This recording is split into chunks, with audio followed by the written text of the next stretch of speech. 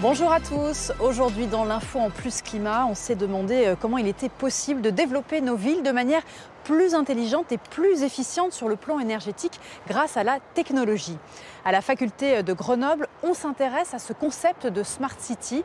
La toute première expérience d'autoconsommation collective est menée dans cette université.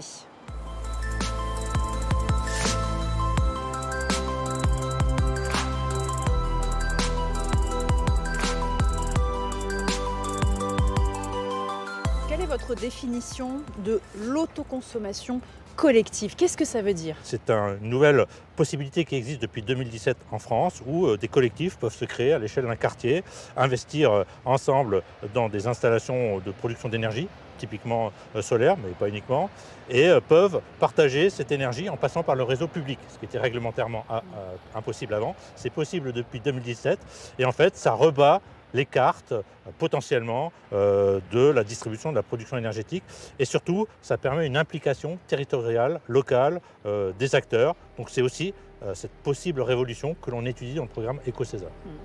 Le bâtiment GreenER incarne, dans sa conception et son fonctionnement, cet Internet de l'énergie qui a vocation à se développer à l'échelle du quartier et à terme de la presqu'île grenobloise. Il est notamment équipé d'une station photovoltaïque sur son toit. Sur ce bâtiment, on a 890 m² de panneaux solaires, ce qui fait une puissance de 183 kW crête. C'est grosso modo la puissance de 60 maisons. Donc ici, le bâtiment est un bâtiment très efficace, mais assez intensif malgré tout en énergie, parce qu'on a des installations scientifiques, on a un data center. Donc ça permet de produire 15% de la consommation du bâtiment. L'énergie qui est produite est autoconsommée à 95%. Et on a 5% d'excédent que du coup, on envoie dans le réseau aux bâtiments de l'université qui sont à 2 km à la ronde. On peut imaginer que d'ici 15, 20, 30 ans, ce soit des valorisations qui soient de manière effective et qui puissent alimenter une partie aussi d'une ville comme Grenoble. Comment vous voyez les choses en termes de prospective? Je pense même que ça peut aller beaucoup plus vite que ça en fait. Et d'ailleurs la transition énergétique l'appelle. À titre d'exemple, quand on travaille sur l'autoconsommation collective et qu'on voit le potentiel de la centrale qu'on pose sur le toit, on voit que ne serait-ce que le patrimoine de l'université peut reproduire 50 fois cette installation, produire une quantité d'énergie qui représente 10 à 15 gigawattheures par an. Pour vous donner un ordre d'idée, la métropole de Grenoble espère, à l'échelle 2030, 50 gigawattheures de solaire sur le territoire de la métropole. Les toits de l'université pourraient en faire 20%. Et cette énergie pourrait représenter 20 à 25% de notre facture d'électricité. Donc c'est énorme en termes de potentiel. C'est tout à fait significatif et impactant, avec, pour répondre à des urgences, qui sont effectivement la décarbonation de l'énergie, et puis pour répondre aussi à d'autres problématiques. Vous n'êtes pas sans ignorer que la crise énergétique de l'an dernier a fait envoler les prix pour tous les acteurs, en particulier nous, l'université. Les coûts d'énergie se sont envolés, alors même que nous démontrons qu'on pourrait produire 20 à 25% de notre énergie avec des installations solaires qui pourraient produire de l'énergie pendant 25 ans sans plus dépendre des fluctuations des cours des marchés d'énergie. Ce projet s'intéresse aussi à la récupération des fumées ou eaux de refroidissement rejetées par certains équipements. On appelle cela la chaleur fatale.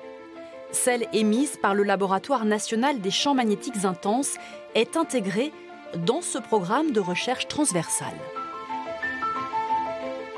Quand on évoque l'autoconsommation collective, ça s'envisage aussi d'un point de vue social, sociologique presque.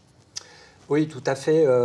Et a fortiori lorsqu'on est en milieu urbain, un milieu urbain assez complexe, puisque ce que vous pouvez voir sur la carte qui est sous nos pieds, c'est des équipements, des établissements industriels, des établissements commerciaux, des bâtiments d'habitat collectif. Là, je suis à peu près, mon pied il est sur une centaine de logements qui ont été construits depuis quelques années.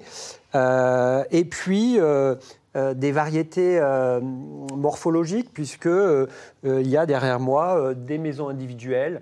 Voilà, donc la ville, c'est déjà de l'hétérogénéité. Il faut aussi des infrastructures pour venir mettre en lien du point de vue de l'eau. On est entre deux rivières. L'eau va être utilisée pour refroidir certains équipements et puis mettre en lien avec des réseaux d'énergie, que ce soit l'électricité, le gaz ou la chaleur. Et tout ça sont des objets qui sont ni visibles ici, ni visibles quand on se promène à l'échelle de la rue, puisque pour la plupart, ils sont enterrés.